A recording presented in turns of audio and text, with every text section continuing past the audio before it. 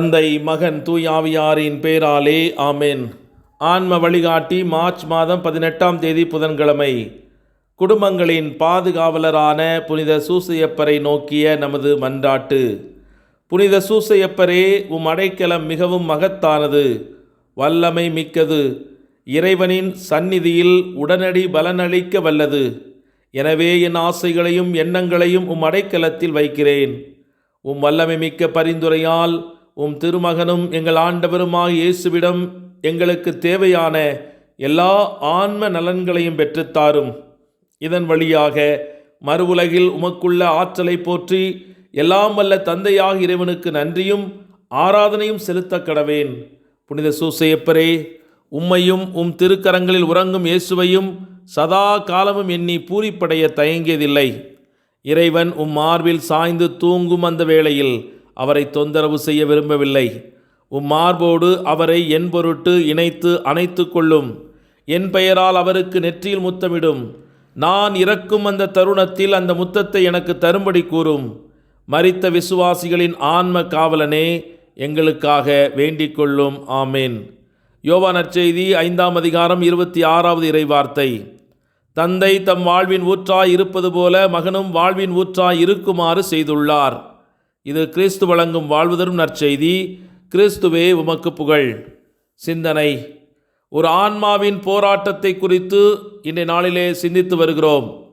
பாவத்தால் கடவுளை விட்டு விலகிய ஆன்மாவின் துயரத்தை அதிகரிக்கும் நிலை என்னவென்றால், ஆண்டவரும் மாதாவும் காக்கிற மௌனமே ஆகும்.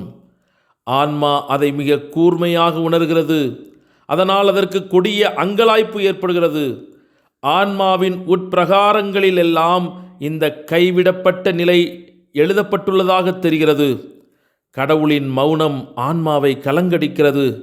கடவுளை விட்டு தான் பிரிக்கப்பட்டதாக உணர்கிறது.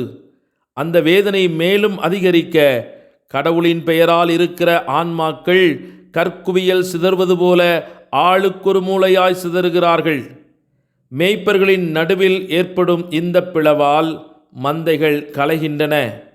தேவனின் அலுவல்கள் பானை உடைந்து பால் சிந்துவது போல் சிந்தி சிதறி போகின்றன. அது சாத்தானுக்கு அனுகூலமாகி விடுகிறது.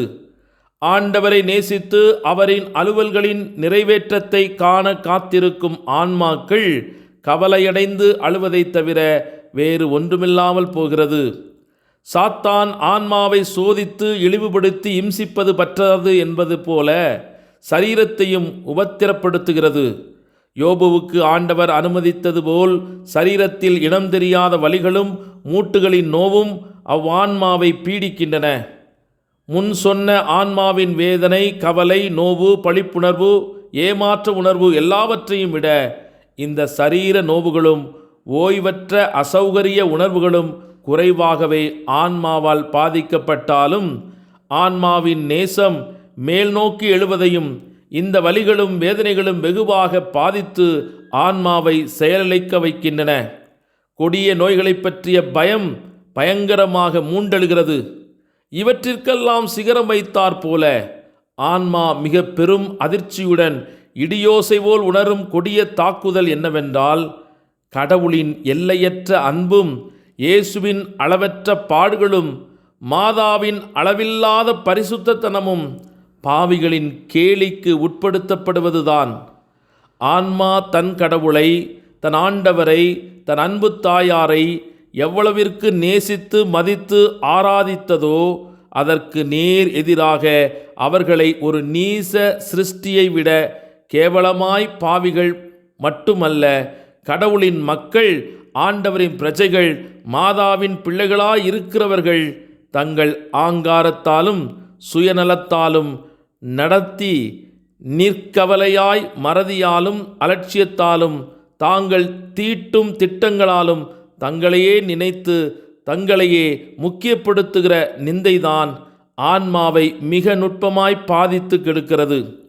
அப்படியே இந்த கடவுளின் பிள்ளைகளின் அல்லது ஆண்டவரின் சீடர்களுடைய அக்கிரமமான மறதியையும் அசிரத்தத்தையும் சிந்திக்கிற ஆன்மாவின் இதய வானத்திலே சூரியனில் வேகமாய் சென்று தாக்கும் ஒரு திசை தவறிய வால்வெள்ளியால் எவ்வளவு ஓசை ஏற்படுமோ அப்படிப்பட்ட வெடிச்சத்தம் கேட்கிறது. இந்த வெடிப்பு ஓசை சொல்கிறது, மனம் திரும்பு என்று. நீ கடவுளுடைய ஆன்மா என்று நினைக்கிறாய், மெத்தனப்படாதே. நீ இதைவிட இன்னும் 1000 மடங்கு அதிகமாக ஆண்டவரையும் மாதாவையும் நேசித்திருக்கலாம். உன் தவறுக்கு பரிகாரம் செய், மனஸ்தாபப்பட்டு பரிகாரம் செய் என்ற இடியோசை கேட்கிறது. இதுவே உனக்கு எச்சரிப்பு. நீ உடனே மனம் திரும்பி முழுவதும் அவர்களுக்குரியவனாய் ஆகாவிடில் உனக்கு காத்திருக்கும் சுத்திகரிப்பு தண்டனையை உன்னால் தாங்க முடியாது.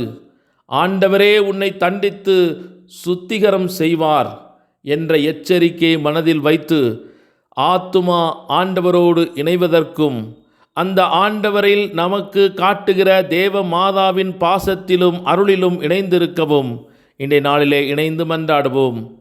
ஜெபிப்போமாக. பேரிரக்கமும் மாறாத அன்பும் கொண்ட எங்கள் அன்பு தெய்வமே, உம்மை நன்றியோடு போற்றி துதித்து ஆராதித்து மகிழ்கிறோம். ஒவ்வொரு புதிய நாளும் உமது இரக்கத்தின் கொடை ஐயா. உமது மேலான நலன்களால் இன்று எங்களை நிரப்பிக் கொண்டிருக்கும் உமக்கு எம்முடைய இதயம் நிறைந்த நன்றிகள். பயமும் பதட்டமும் போர்களும் நோய்களும் பீதிகளும் எங்களை தொற்றிக் கொண்டிருக்கும் இந்த வேளையிலே எமக்கு அமைதியும் நம்பிக்கையும் தருகின்றவரே, உம்மேல் நாங்கள் கொண்டிருக்கும் நம்பிக்கை பழைய ஏற்பாட்டிலே நாமானுக்கு இருந்த நம்பிக்கை விட மிகவும் குறைவாக, சொற்பமாக, அற்பமாக இருக்கிறது என்பதை உணர்ந்து நாங்கள் மனம் வருந்துகிறோம். தொழுநோயால் பாதிக்கப்பட்டுள்ள சிரியா நாட்டு நாமான் தேவ மனிதன் எலிசாவை சந்தித்து அவர் சொல்படி நலம் பெற்றான். தேவனுடைய வல்லமையை உணர்ந்தவனாய், இஸ்ராயேல் தெய்வத்தை விட வல்லமையுள்ள தெய்வம் வேறெங்கிலும் இல்லை என்று சான்று பகர்ந்தான். ஆண்டவரே, அந்த நாமானைப் போல உமது ஆற்றலில் நம்பிக்கை வைத்து உம்மிடம் சரணாகதி அடைய எங்களுக்கு அருள் தாரும். அன்பும் இரக்கமும் இன்று எங்களையும் எங்கள் குடும்பங்களையும் பயத்தினாலும் பீதியினாலும் ஆட்கொள்ளப்பட்ட அனைத்து உலகத்து மக்களையும் விடுவித்து நலம் பயக்கும் நம்பிக்கை விதைகளை மனதிலே விதைக்க அருள் தாரும். உலகத்தின் குரல்கள் எங்களை அச்சுறுத்தும் வேளையில் உமது குரல் எங்களை தற்காத்து வழிநடத்த வேண்டுமென்று உம்மிடத்தில் நம்பிக்கையோடு மன்றாடுகிறோம். ஆமேன். எல்லாமல்ல இறைவன், தந்தை, மகன், தூய ஆவியானவர் உங்கள் ஒவ்வொருவரையும் நிறைவாக ஆசீர்வதித்து புனிதப்படுத்தி வழிநடத்துவாராக. ஆமேன். இயேசுவுக்கே புகழ், இயேசுவுக்கே நன்றி. மரியே வாழ்க. இயேசுவின் இரத்தம் ஜெயம்.